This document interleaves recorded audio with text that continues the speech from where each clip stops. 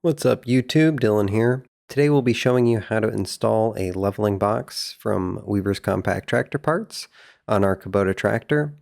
If you don't know what a leveling box is, it replaces the factory turnbuckle on the 3-point assembly that controls the tilt of the implement.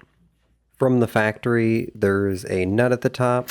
You got to figure out which way that goes and break that free, and then you're able to twist the turnbuckle. When there's no weight on there, you can use your hand to spin it up or down, no problem.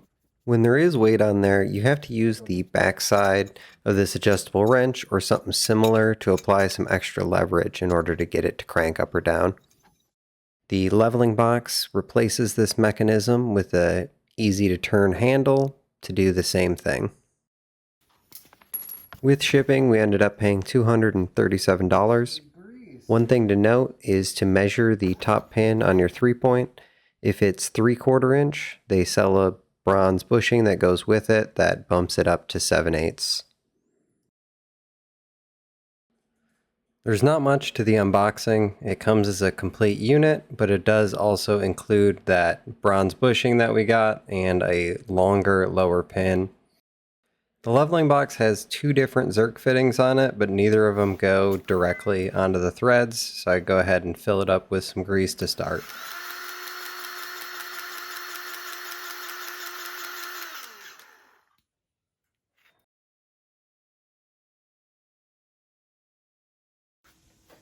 Removing the turnbuckle is super simple. Just pop off the quick release pin on the top, and then pull the cotter pin on the bottom and wiggle each side off.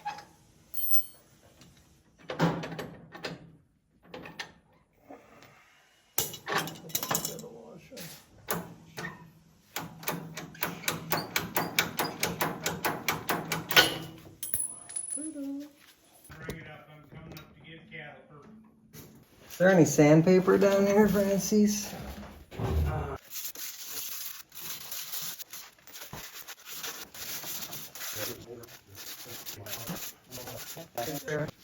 What is that to adjust the camera after?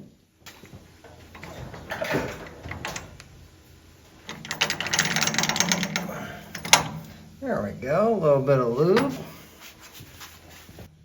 This top washer was such a pain to get on and off because it was smashed into a cup shape from being hit against the pin.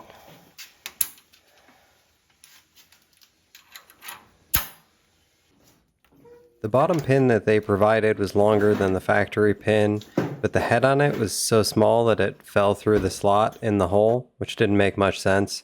So we added a washer on that side, and then we ended up also adding a washer on the far side.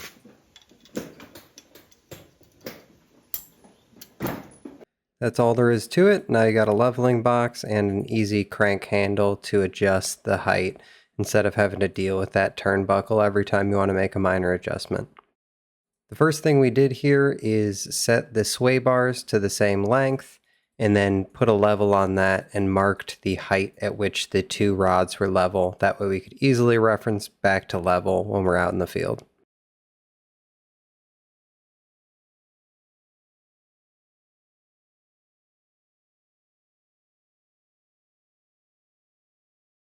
I went ahead and threw a little bit of grease in both of the Zerk fittings as well.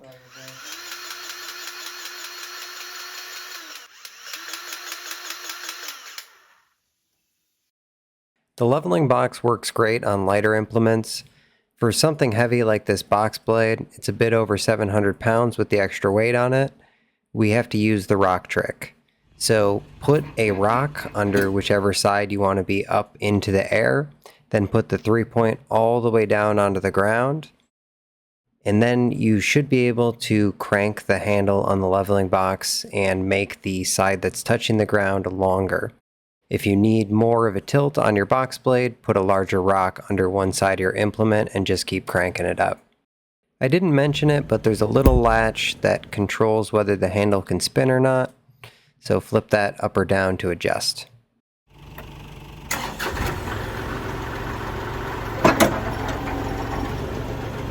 Do you want it more than that, bro? Oh, I don't think we need it more than that. That is true.